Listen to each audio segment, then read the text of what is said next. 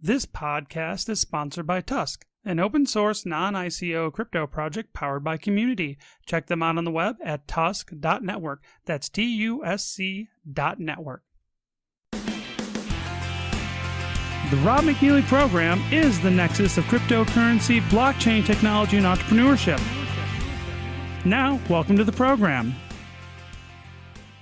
Hey folks, Rob McNealy here, and we're going to have a really good show for you today. I have a personal friend of mine who I've wanted to get on the show for some time, and I can say that I've been derelict in my duties with getting him on the show.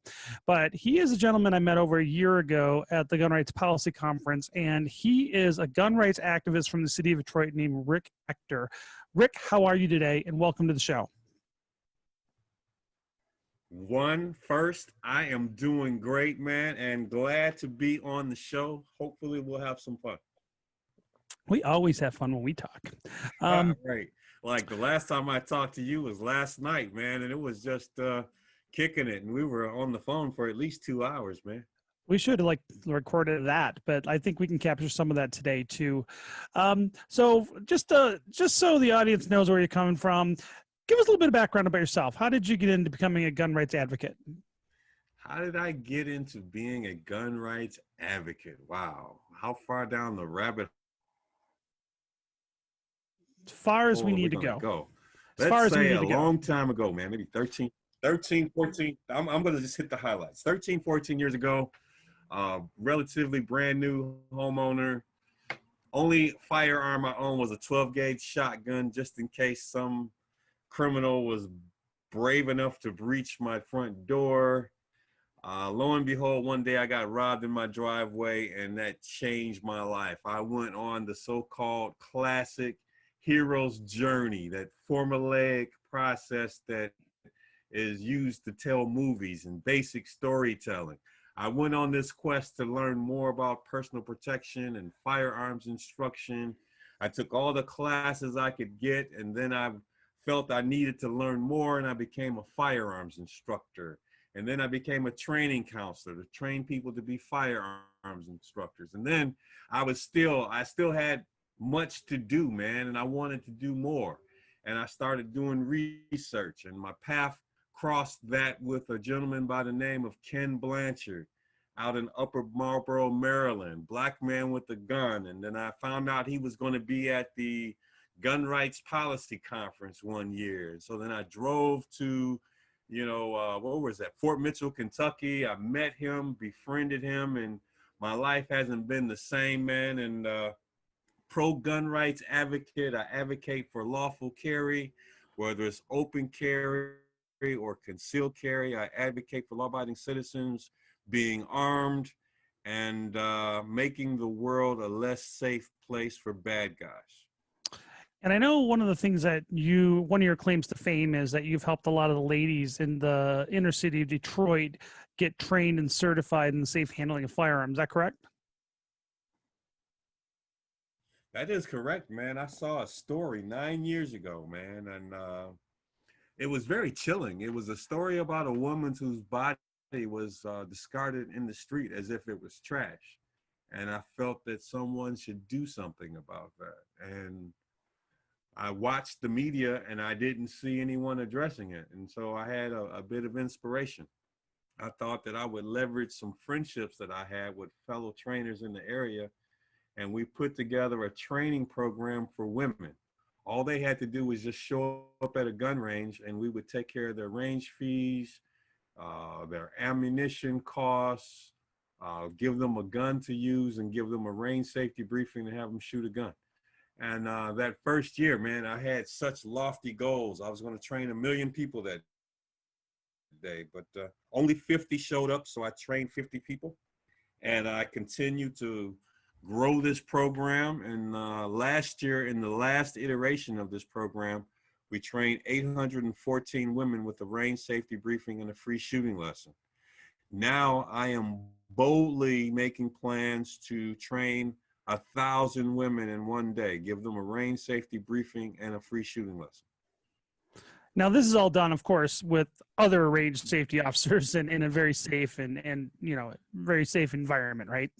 Oh, yeah, man, definitely. I have a literal army of volunteer firearms instructors and range safety officers. There's a huge gun range in Metro Detroit that has blessed us with the full use of their modern gun range. I will have no less than 100 fellow firearms instructors. So as you can tell, I have some really good relationships with a lot of people who believe in this program and what we're doing. And they literally, this is for many of them the highlight of their year. And they do it all for the sake of doing a job well done and feeling really good about what they've done when they leave the gun range that day. What time of year do you normally do this training? Usually I do it exactly 1 week after Mother's Day, but with all of the lockdowns that we've had associated with the coronavirus and our governor, you know, I'm going to be nice today, has some very interesting things about public safety and things that need to be done that I just pulled the plug on it. And I said, well, I need to move this event further down the road. And currently now I'm making plans to gear up on Sunday, August 9th to do the latest iteration. And hopefully I won't run into any unforeseen roadblocks to deter me from making good on that date. Well, you know, keep me in the loop on that. And if the pandemic makes it permissible, I would love to come be a volunteer with you. Man, I'll tell you, I turn nobody away, absolutely no one. You know, I have, you know, safety is the primary consideration, you know, and the way I make that happen is I make sure that there's one-on-one instruction between the student and the instructor. And we swap out instructors every so often so that we have instructors who aren't daydreaming, wondering if they left the stove on or if they locked their front door or trying to remember where they parked. I want everyone to be fresh, alert, and safety conscious. And you know what?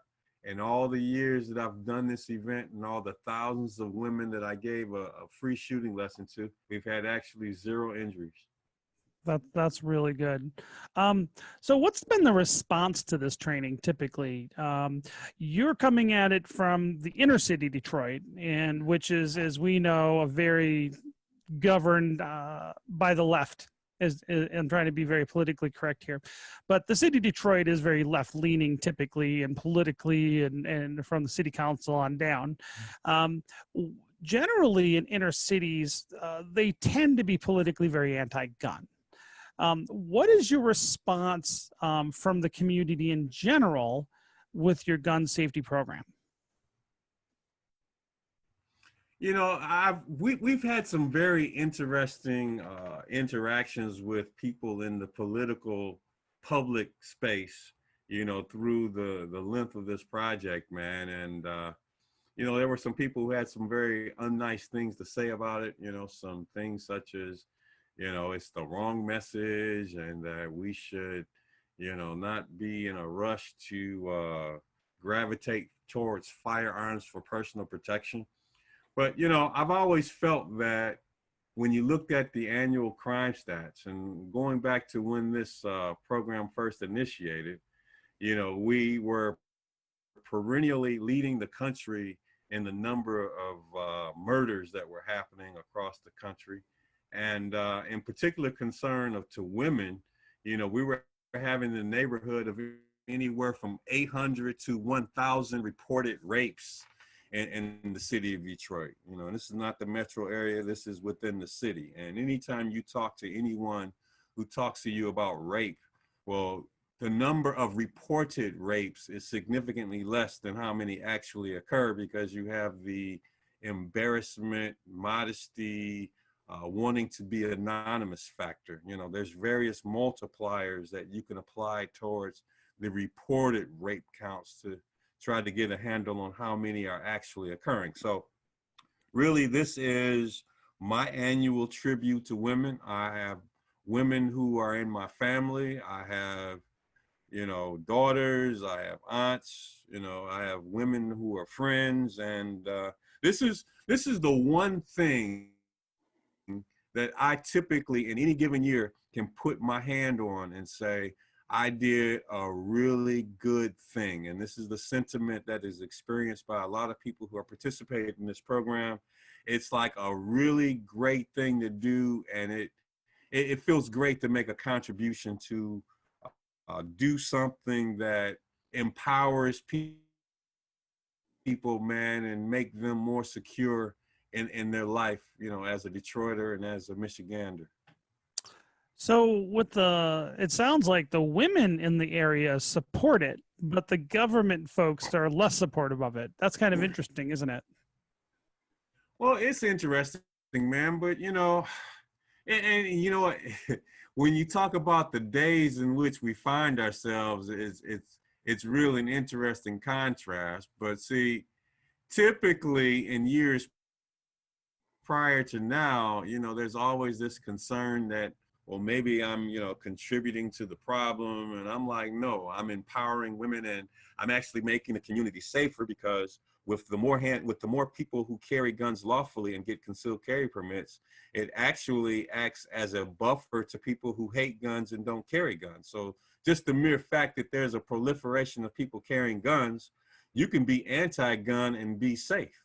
Well, one of the interesting things that we're finding out now in this now new world we're finding ourselves with the coronavirus, we're discovering that, yes, law enforcement officers are human too, and they sometimes find themselves subject to be infected with the coronavirus, and their ability to stay virus free has had a significant impact on their ability to field their departments and actually patrol and enforce the law. So it's actually a selling factor, if you will, to get more people to take part in this program, for the simple fact that, you know what, anything could happen, and at the worst case, you are your own first responder, and you can do the best thing you can do to make you and your family safe is to be prepared to defend yourself and the life of your family. So, you know, over the years, this program has grown by leaps and bounds. You know, I get good feedback from people that participate in it, testimonials, positive news stories. And, you know, there's very few people who can come out publicly and say that they're against the program. I mean, because after all, if it wasn't for their failures in safeguarding women, then this program wouldn't have a need to exist. So you brought up an interesting point about the police department and in Detroit specifically getting infected with COVID. Now, I was following that for a while because, and you and I have talked, I'm actually originally from Metro Detroit. I actually grew up 2 miles from the city limits of Detroit. And how many cops have been out because of Corona that you're aware of in the city of Detroit? Oh man, I wish I had that data handy, but there was one point a very short time ago, maybe a few weeks back, when there was a real concern that there were so many police officers who either had it and were suffering with it, or who were under quarantine for the simple fact that they had contact with people who had confirmed cases of coronavirus, that they were seriously entertaining the idea of totally restructuring their department and working with other law enforcement agencies in the region to make sure that we had adequate coverage. And of course, if you've been following the news media, our very own police chief, Chief Craig, actually came down with the coronavirus and took himself off the playing field so that he could heal.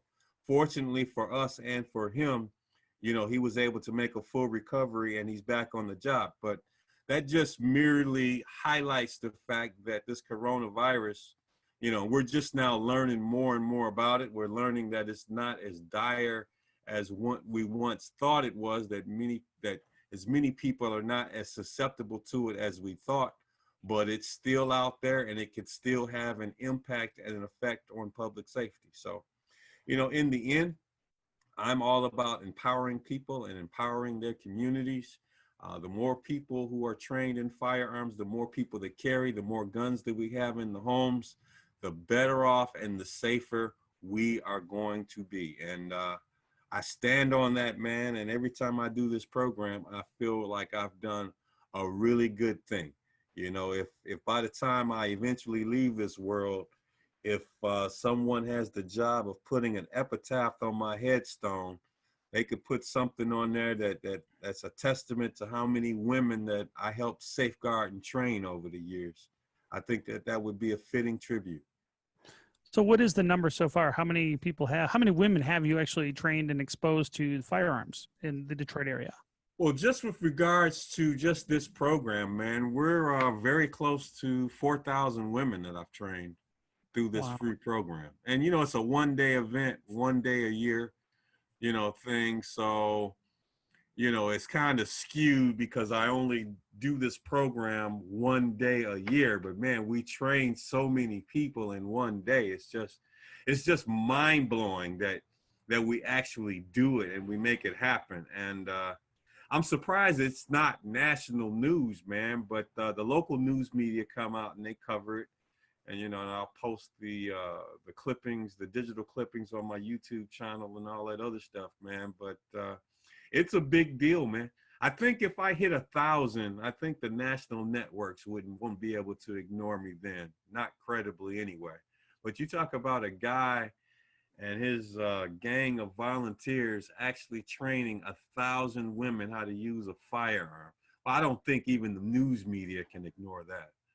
Do you do this at an outdoor event, or do you do this at more than one range at a time, logistically speaking? Well, I'm at a point where I'm going to have to start thinking about branching out maybe to more ranges on the same day. But as of right now, it's all at one range. A few years back, or shall I say several years back, I started running into a capacity problem. And well, anytime you do things and you experience rapid growth, you're going to have to take a step back and look at how you do things. And so one of the innovations I came up with was splitting the day up into various shifts. So instead of having, say, 1,000 women all show up at a gun range at 8 o'clock in the morning, I decided to break the day up into several shifts, like maybe 7 or 8 shifts. And through the registration process, they would sign up for a specific shift and a time period. And so that model has carried me all the way through now. And it might get me through maybe another iteration. But at some point in time, if this program continues to grow, I am definitely going to have to use more gun ranges or make it more days. I haven't figured out yet how I'm going to proceed, but one way or another, it's going to grow by the number of days or the number of locations. So do the women actually get a CCW from this, or is this just like an intro exposure kind of seminar? Nah, it's not a class where they're going to get their carry permit. That's an 8-hour class. And you start multiplying that by 1,000, man. Now we're talking about some serious training that physically and through the sheer laws of physics couldn't be done in a day. But you know what? Maybe I just don't have the resources. But right now, this is pretty much a introductory kind of class. Bring them in. You give them the fundamentals of firearm safety. You run them through the basic safety rules. You give them demonstrations in terms of gun handling and shooting stances, and then they're one-on-one with a firearms instructor in the booth. We do a big informational session where they get all this information up front, and then we line them up and we march them through the gun stalls with one-on-one with a firearms trainer, and then we shove them out the door and we welcome the next wave of students in. Nice. Do you know how many of those actually do decide to go on to get further training and get their CCW? Do you follow those stats around? No, there hasn't been a really good way to track that, man. But I'll tell you, every time I do this event, there's a number of women who've gone through it at some point before. And maybe there's a few that took a few years off, or they'll go every other year. And then, believe it or not, there's always a legion of women who come every single year and never miss a year. But that's primarily how it grows. Social media has been a big publicity engine. Like I said, I don't get any national coverage about this program, but I'll tell you, when you have literally hundreds of women all on the same day posting pictures of their targets, their silhouettes, and the pretty holes they put on them, You know, it's almost like I'm breaking the internet, at least locally here in southeastern Michigan. And you can't go on social media without seeing a picture and all these great smiles that people are having about all the fun that they had. And believe it or not, there's always some people who never heard of the program, believe it or not. And they happen to hear about it during that last iteration. And now they're here and they do it. And then I tell you, you know, they all, to a person, they're happy that they were a part of the program, and they tell their family and friends about it. And so we've grown organically, you know, from 50 to 814, man. So onward to 1,000. Well, I think you're going to get there. And I think you're taking the right approach. I know whenever I've taken just one-on-one friends of mine that are no gunners that are interested, especially people that are liberal, which is the best part, is that once they go through the safety and the basics of a gun and get over that initial kind of, you know, fear that they might have, they almost always get hooked, almost every time. And I think what part of the problem is out there is that I've seen, at least, is so many people who have zero experience with guns. All they know about guns is what they see on TV. And especially when people come from states where guns are largely illegal or verboten, you can say. And then they come out here. It was interesting. I had a friend of mine who's an attorney out in New Jersey and New York. He lives in Jersey, works in New York. And he came out here. He comes out here for business every now and then. And I took him out to the desert one night or one afternoon while he was here. And I picked him up from his hotel. I said, well, let's go shooting. And, you know, I started just pulling out the stuff from some of my rifles and stuff from my garage. He's like, you have all this stuff? And he's like, yeah. He goes, every one of these things is illegal where I come from. And I go, well, let's shoot. And then it was funny because by the end of the day, he's like handing me his phone. He's like, take a video of me shooting. He's like, people aren't going to believe this back home. And Right.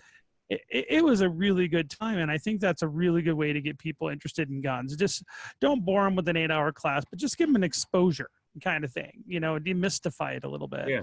And then, you know, if they feel the I need, got a then story of my own that mimics yours.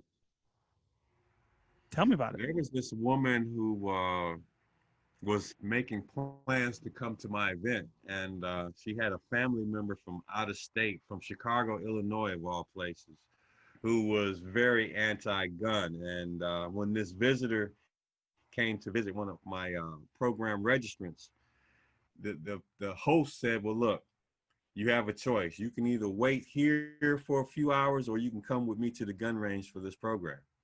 And so literally she dragged this lady from Chicago, kicking and screaming the whole way to the program. And so they both went through the range safety briefing. They both got their shooting lessons done.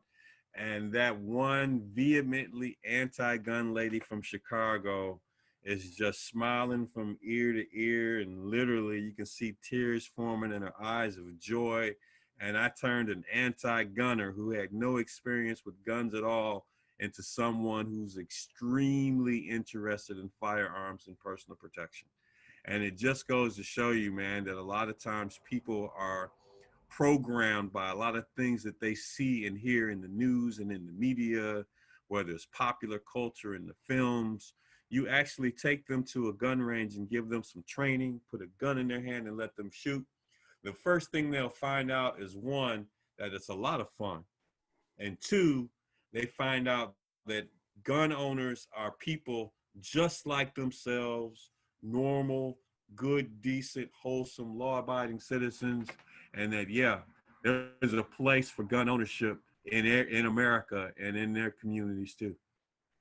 Well, I think what I've seen when I've talked to a lot of people is that where they get excited about it, and I think maybe the tears of joy, it's the empowerment piece that's pretty important, that a lot of people are petrified and they're scared, especially women, especially in inner cities, that they have no way to defend themselves, no means of, you know, self-protection.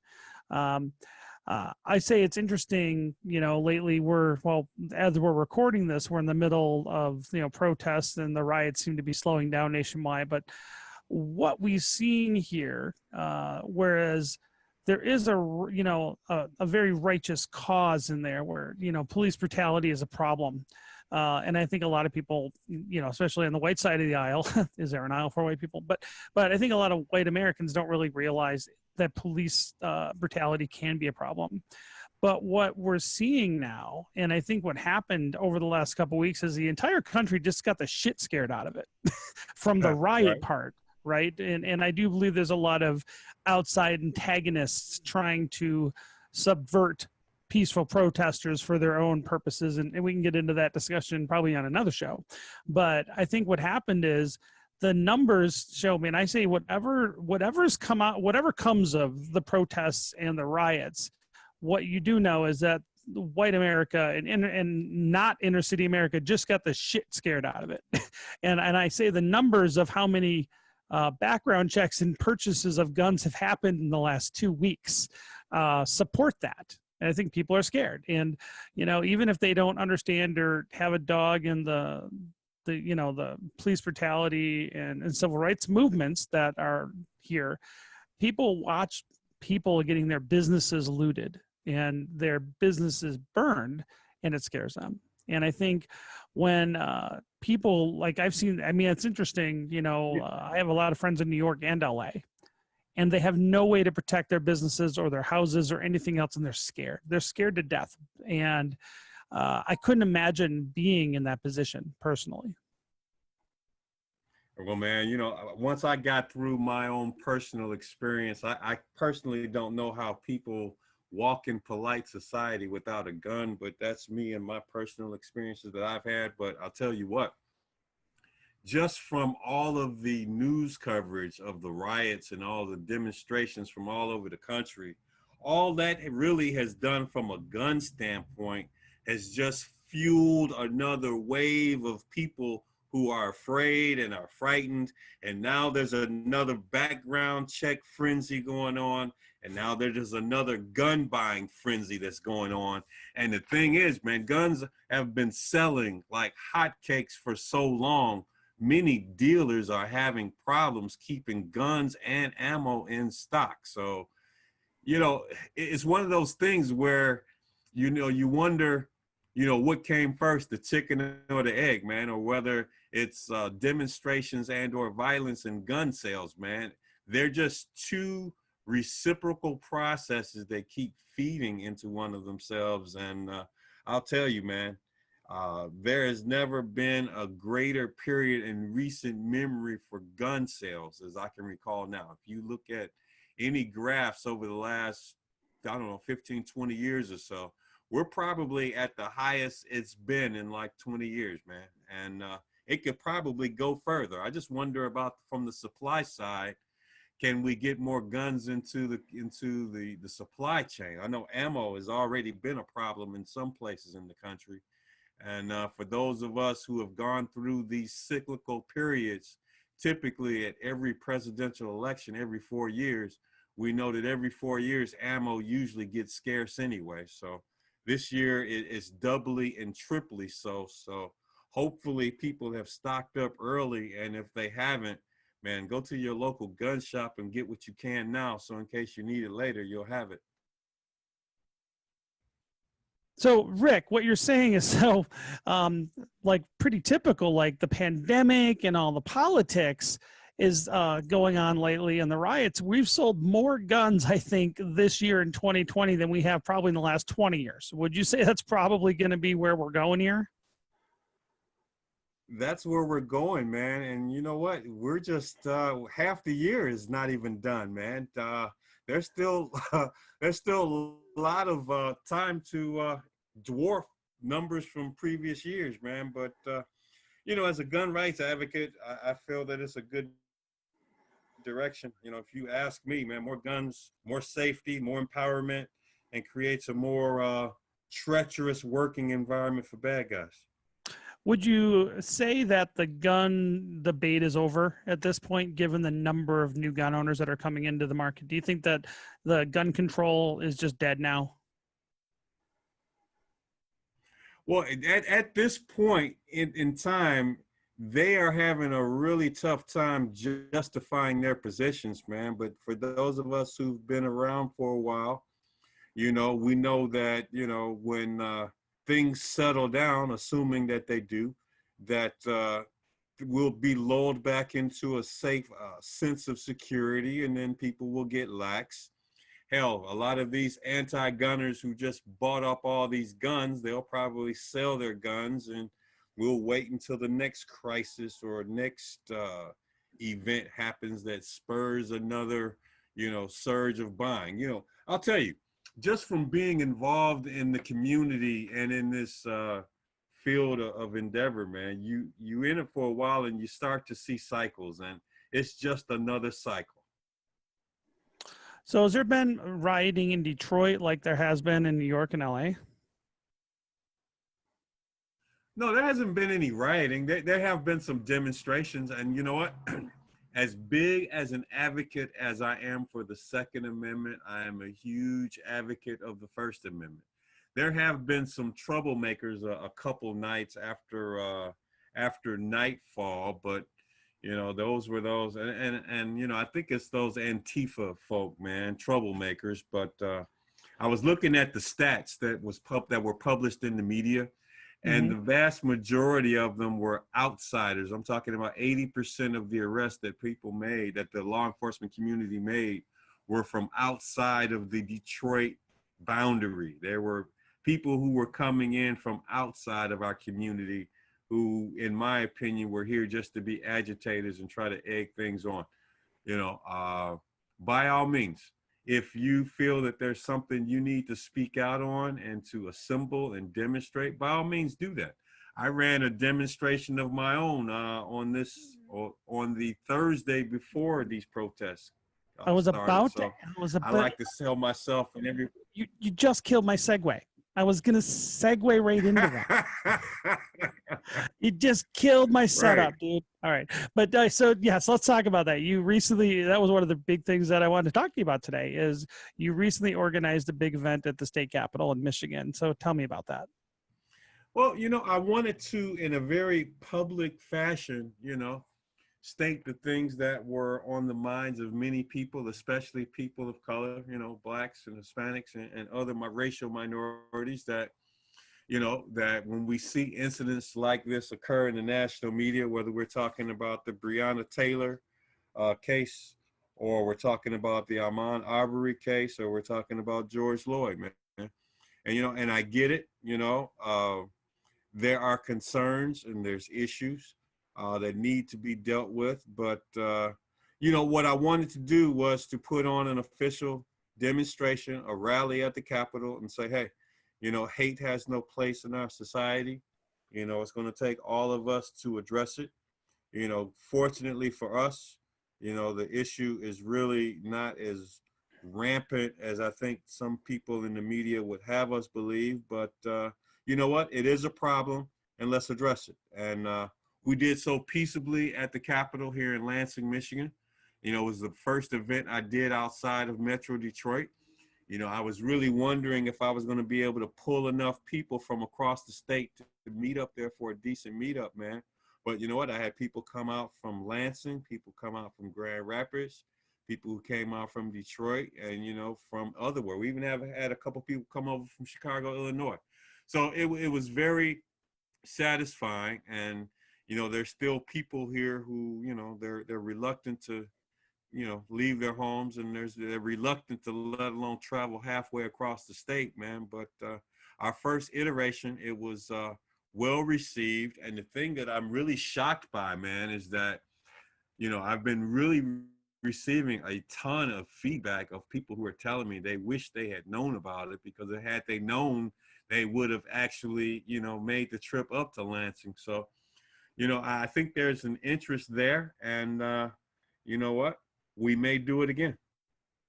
I think that's important. And one of the things that I've seen and that I would like to see changed, especially in some of the more legacy gun rights groups, say maybe the NRA, is it would be really nice to see more outreach to the Black and minority communities. And I don't just mean that in a pandering way. And everybody's like, we got to get more people from the inner cities, and everybody wants to get, more people that are minority. But I'm talking like sincere outreach, because I do believe that many inner cities politically have been led down this path that disarmament is okay and that guns aren't a good thing, and that there's a lot of stereotypes that I think the narrative that's spun by many politicians on the left, that guns are just a redneck white thing and guns are just, you know, tools of white supremacy and things like that. And, you know, at least my understanding of a lot of history with gun permits and things like that, were the opposite, is that, you know, guns were originally, you know, gun control was originally a racist concept in many places. What's your take on that? It is. It is. Well, you just basically nailed it in a nutshell, man. Gun control really has absolutely nothing to do with guns. It's all about the control of guns from Black people. And it's not for their safety. It's actually to keep Black people from being able to defend themselves from racists and from the government. You know, back when, you know, slavery ended, you know, Black people needed to have guns, and they owned guns ever since slavery. And the thing that I tell people about is a case that happened here in Detroit in 1925, which predates the modern civil rights movement, was a case of a physician here in the city of Detroit. And this doctor, Ossian Sweet, he moved into a previously all-white community, and the local neighbors didn't appreciate it. And there were hundreds of people who were literally camped out in front of his house every day, chanting all sorts of dreadful, unpleasant things. Well, this one evening, you know, they fired into his home, and luckily for him, he had friends over who also brought their guns, and they returned fire. Two people in that mob were killed, and then the police, who were there just to merely observe and report, you know, they finally stormed the home and arrested everyone. And this case in 1925 was a groundbreaking case. This was before normal protections that people take for granted, such as Miranda and the right against self-incrimination, and having an attorney provided to you free of charge, you know, things that we just take for granted, man. But in 1925, Dr. Ossian Sweet was represented by Clarence Darrow, who was a famous lawyer of that time. And believe it or not, the NAACP, that's not the same NAACP of today, they actually paid his legal fees. But at the end of the day, Dr. Sweet was exonerated of every charge. But that case is significant for another reason. It's significant because here in the state of Michigan, Michigan enacted the Michigan Firearms Act in 1927 as a direct response to that case. And as a result of that case, the most onerous, restrictive gun laws ever devised were put on the books here in the state of Michigan, and it was devised and implemented only for one purpose, so that no Black person could defend themselves from a white racist mob ever again. Fortunately for us, through all of the legal challenges and court cases and elections through the years and the decades, we here in the state of Michigan have gotten most of those gun laws taken off the books. And Michigan is a fairly decent state with regards to gun laws, but gun rights advocates such as myself are always working to make sure that they are made better from a gun owner's standpoint. And you made reference to the Philando Castile case in Philadelphia, which happened, you know, maybe 4 or 5 years ago. And that case to me is very significant as it relates to Black people, because in the aftermath of that case, if you remember the details, it was a gentleman who was with his woman, and they were stopped by the police. And based on what version of the story you believe, he was reaching for his identification, and the police shot him thinking he was reaching for a gun. Well, in the aftermath of that case, man, many people in the Black community were looking for a gun rights organization, ostensibly the NRA, to come out and make a statement, man. And they never really addressed it formally. And I think that that was a missed opportunity for the NRA. Well, the reason why, Well, I want to stop you right there. Is the point that you're trying to make is that Philando Castile did have a gun on him at the time. However, he was a licensed concealed carry holder and was absolutely within the law by having that gun on him at that time. I'm sorry, I just wanted to throw that out there because that's, I think, an important detail here about this case. Now, continue about the NRA. That's very important. And in the aftermath of that case, man, many people in the Black community were like, "Oh man, how awful, how dreadful, how could this thing happen?" And they were looking for someone to make a statement, man, someone to make a stand. And a lot of them were turning to the National Rifle Association, and they did not make a statement. But what I will say is, to the credit of one of their personalities, what's the brother's name out of is he from New York? What's the Black guy from the National Rifle Association?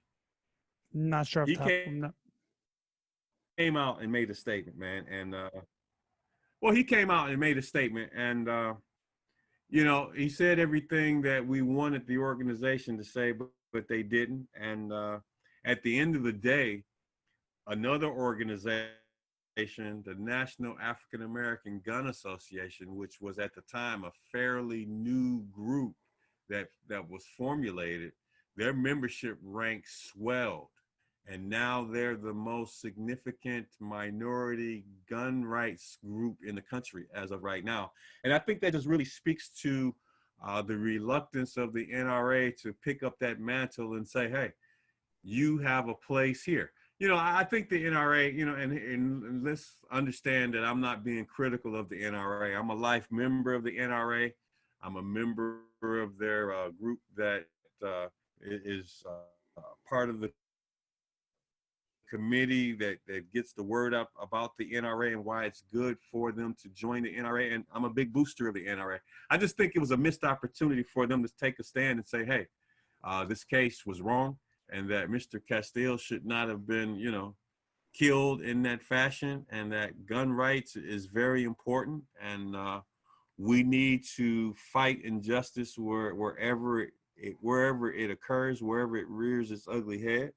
But, at the end of the day, Black people have found an organization that I guess that is catering to, their issues. And I continue to hope that they continue to do well. And I do hope at some point in time the NRA does, in a more ostensible fashion, makes it known that they want people of color to be in the organization. Do you think it had to do more, their lack of making a statement, I would say the silence, right? Do you think it had more to do with race, or do you think it had more to do with the fact that the NRA is very pro-law enforcement, or do you think it's a combination? It's possible that it's a combination of the both, but I'll tell you this. It is, believe it or not, and I'm a living example of it, it's possible to be pro-law enforcement and be against, bad cops, whether they have bad training or there's some bad animus there, or they actually just don't like the people that they're discharged with protecting, which we've seen in this last case with George Floyd, man. But at the end of the day, man, we have very few bad cops out there, man. But the bad cops that we do have out there, they create a very bad situation for everyone. And the point that I think a lot of people are making right now is, not only do we take issue with bad cops, we take issue with silent cops who see bad cops do bad things and just stand by and do nothing. And if we can look at our nation's reaction over the last week or so, man, I think we all agree that it's unacceptable. And I think, I don't see how anybody can, at a high level, not agree with that. And I think ultimately, at least with law enforcement, I mean, I'm a mixed guy. I normally don't necessarily have a problem with cops, but growing up, I have had problems with cops. Even, I grew up kind of poor, and I didn't come, from a big rich family or an affluent family. And I would say even in the whiter suburbs of Detroit, there's a lot of bad cops that mess with white people too. I mean, cop abuse happens everywhere. And I think part of that is this like thin blue line, unaccountable culture.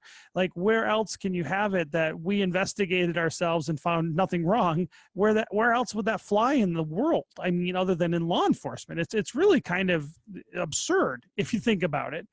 And I think that's where people are getting, frustrated with the fact that I think in a lot of cases you get some bully cops. Let's just be honest. I think there's a lot of bully cops out there, but is that there's something about the culture in law enforcement that, I don't know if it's that thin blue line, mantra, philosophy, whatever you want to call it, is that a lot of these cops will cover for which is arguably very egregious behavior of their colleagues.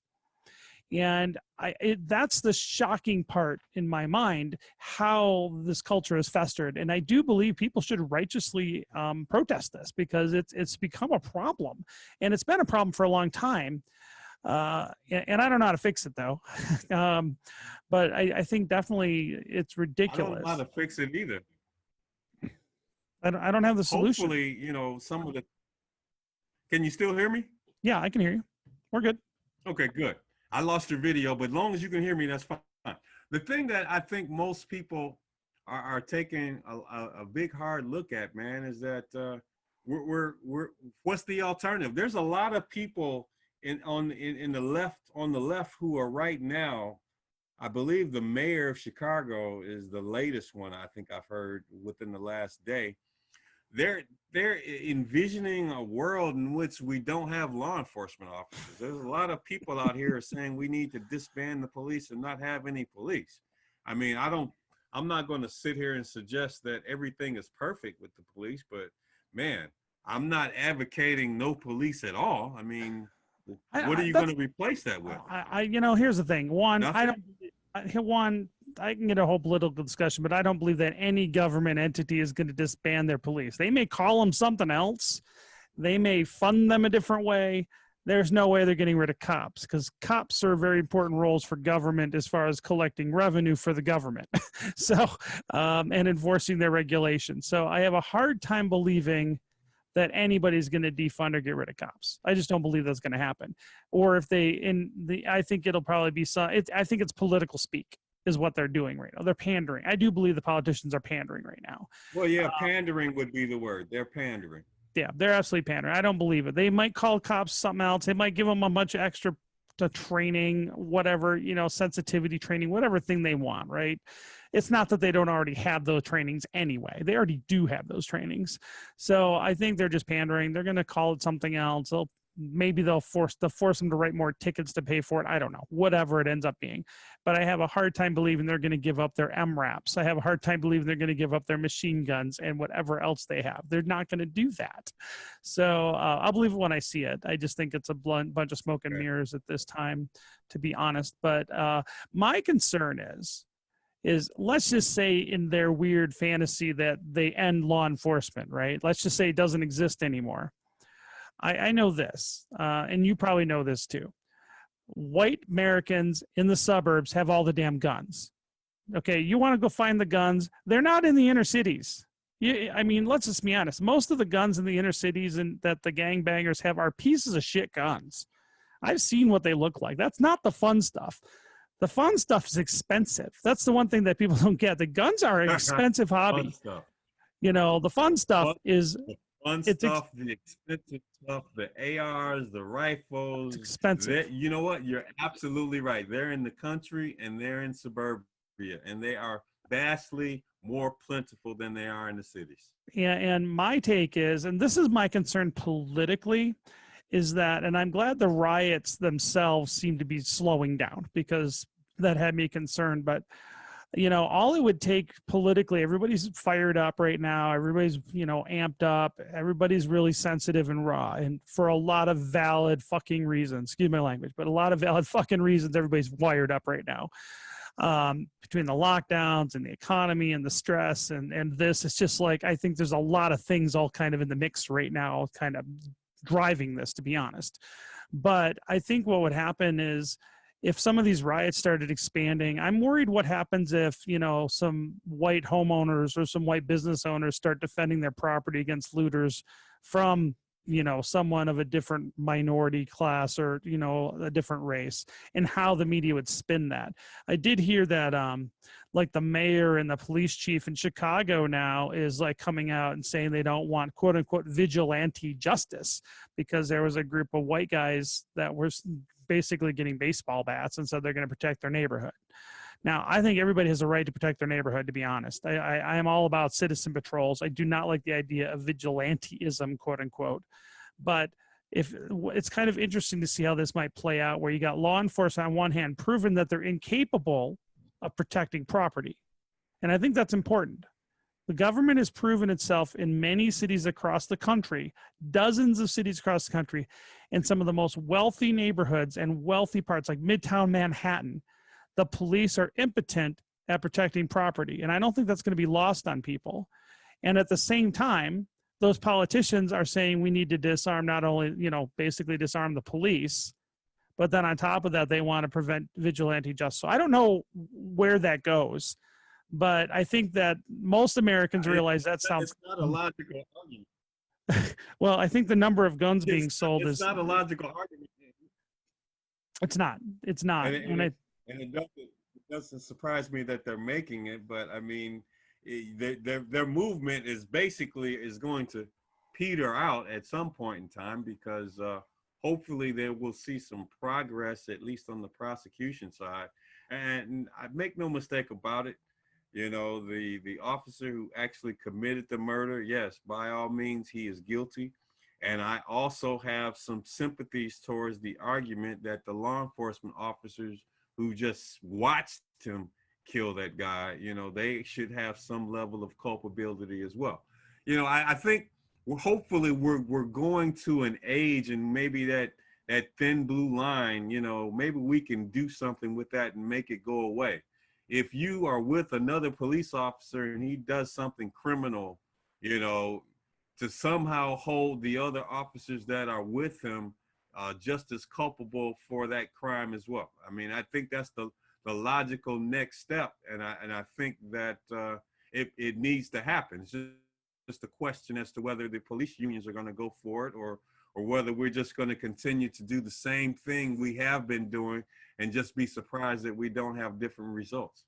Yeah, I'm not sure on the solution, and I hope it gets better, because we don't need more civil unrest in this country. I mean, we got enough problems to deal with just with the pandemic and all the other problems with the economy. And this is just not something that we need right now. But Rick, this has gone by very quickly. How can people find out more about you? You mean it's over? We're getting over, but I think we're going to have another one of these pretty soon. So where can people find out more about you? How can they get in contact with you? Man, I'm definitely not hard to find. If you literally just type my name up in a search engine of choice, man, Rick, R-I-C-K, last name E-C-T-O-R. My blog is Legally Armed in Detroit. I'm on all the social media channels. I have over 2,000 videos on YouTube. I'm on Instagram, Twitter, Facebook. I mean, literally, wherever you are, just look for me. That's perfect. Rick, thank you so much for coming on the show today. I've really enjoyed our conversation. Hey, man, thanks for having me. But you know what? Not only did I have fun this past iteration tonight, man, I enjoyed the 2 hours we were just shooting the breeze last night. Too bad we don't have that stuff archived, man. That was some good stuff we talked about last night. Yeah, that'll be for the crazy version of the podcast next time. But Rick, I'll talk to you soon, brother. Thank you so much. Thank you for listening to the Rob McNealy program. Make sure you check us out on the web at robmcnealy.com and subscribe to our podcast at YouTube, iTunes, and on the Google Play Store.